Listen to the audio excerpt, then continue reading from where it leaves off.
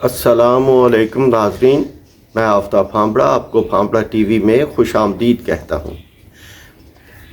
آج میں جناب امام حسین علیہ السلام کے حوالے سے ذکر کرنا چاہوں گا، لیکن سب سے پہلے میں اہل بیت الطہار کے حوالے سے چند احادیث آپ کی خدمت میں پیش کروں گا کہ اہل بیت الطہار ہیں کون۔ اس میں لوگ مختلف باتیں کرتے ہیں یا مختلف چیزیں کہتے ہیں، لیکن میں صرف وہ بات کہوں گا جو قرآن اور حدیث کے حوالے سے ہے، اس کے علاوہ اور کوئی بات نہیں کروں گا۔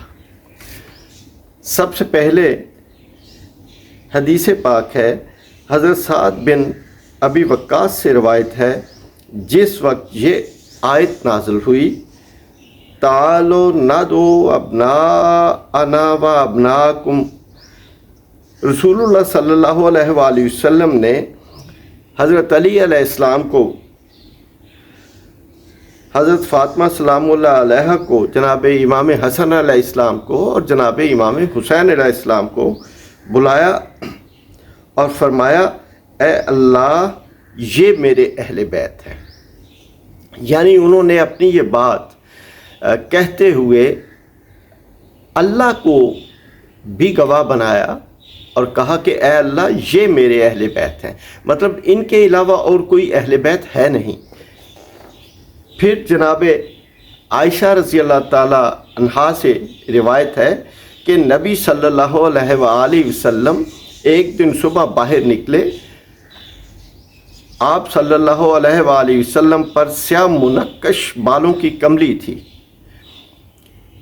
حسن علیہ السلام بن علی علیہ السلام آئے، آپ نے ان کو اس میں داخل کیا، پھر حسین علیہ السلام آئے، اس کے ساتھ اسے بھی داخل کر لیا۔ یعنی آپ کے اوپر جو سیاہ منقش بالوں کی کملی تھی اس میں انہیں بھی شامل کر لیا۔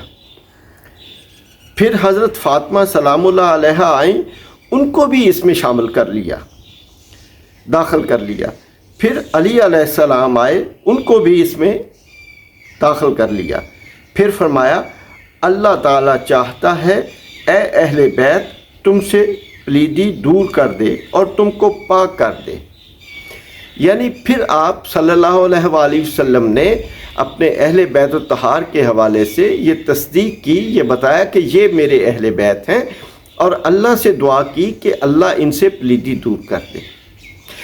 اس کا مطلب یہ ہے کہ اہل بیت الطہار پاک اور صاف ہیں، معصوم ہیں۔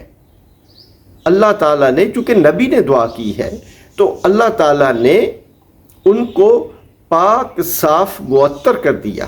پھر عائشہ رضی اللہ تعالی عنہا سے روایت ہے کہ ہم نبی صلی اللہ علیہ وآلہ وسلم کی بیویاں آپ کے پاس بیٹھی ہوئی تھیں کہ حضرت فاطمہ سلام اللہ علیہ آئیں، ان کی چال نبی صلی اللہ علیہ وآلہ وسلم کی چال سے نہیں چھپتی تھی۔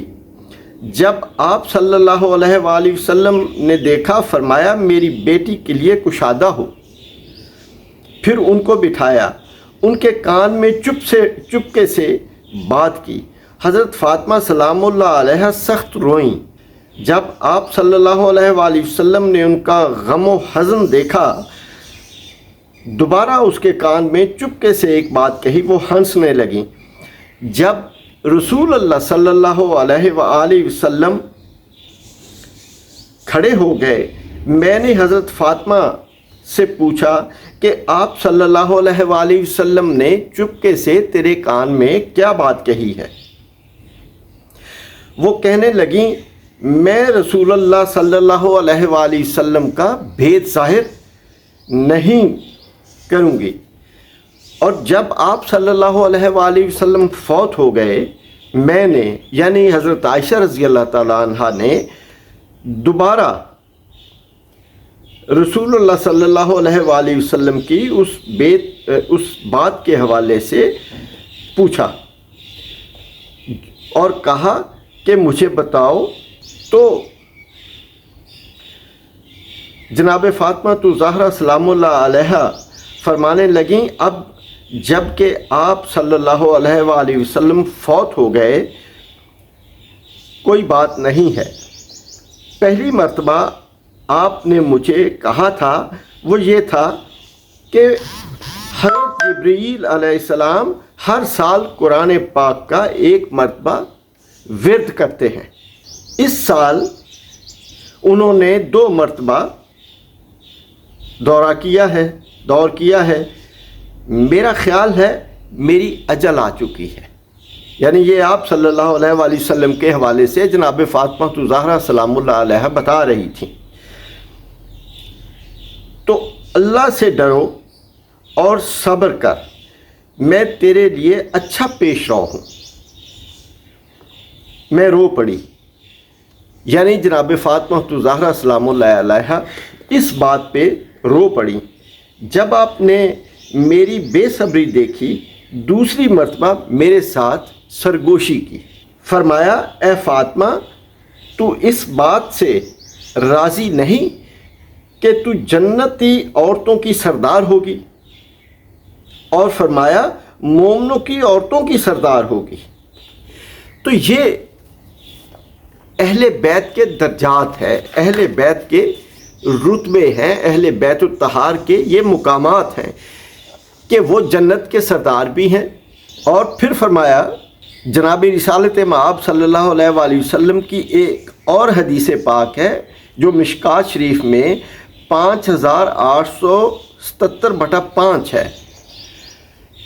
اس میں آپ صلی اللہ علیہ وآلہ وسلم نے فرمایا فاطمہ میرے گوشت کا ٹکڑا ہے، جس نے اس کو ناراض کیا اس نے مجھ کو ناراض کیا۔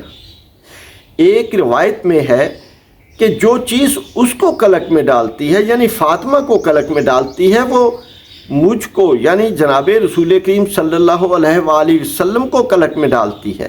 جو اس کو ایذا دیتی ہے وہ مجھ کو ایذا دیتی ہے۔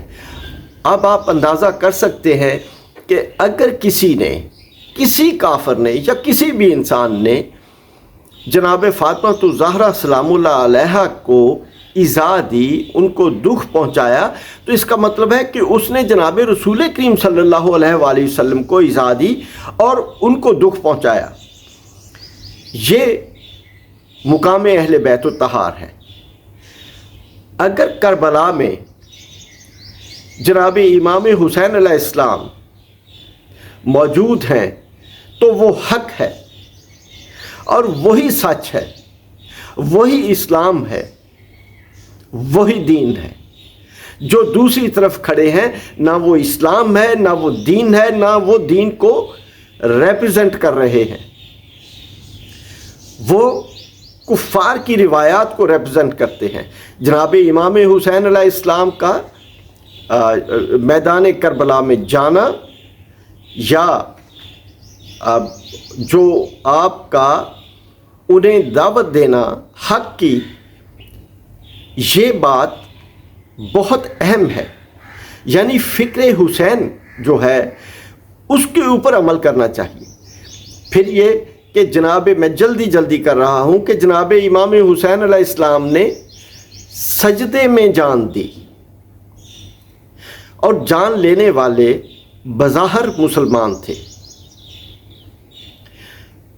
اس کا مطلب ہے کہ تمام مومنین کے لیے یہ بڑا فرض ہے، اہم فرض ہے کہ ہم نماز کو اپنے اوپر لازم کر لیں، چونکہ نماز تو اس موقع پہ بھی معاف نہیں ہوئی جب میدان کربلا کا واقعہ ہو رہا تھا، جب آپ کی شہادت ہو رہی تھی، جب آپ کے ساتھیوں کی، آپ کے بیٹوں کی شہادت ہو چکی تھی، اس وقت بھی نماز میں معافی کی گنجائش موجود نہیں تھی۔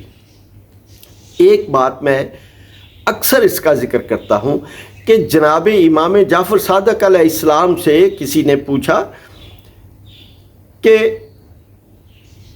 حضرت امام حسین علیہ السلام کے ساتھی جو تھے یہ انہیں چھوڑ کے نہیں گئے، بلکہ شہادت کے دن ہر ایک کی خواہش تھی کہ وہ بڑھ کے سب سے پہلے شہادت دے، یہ کیا وجہ تھی؟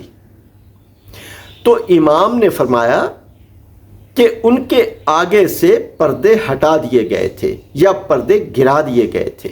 یعنی جب وہ لوگ جناب امام حسین علیہ السلام کے پیچھے کھڑے ہو کے نماز پڑھتے تھے تو ان کو وہ چیزیں، ان کے محلات، ان کی جنت میں مقامات دکھا دیے گئے تھے.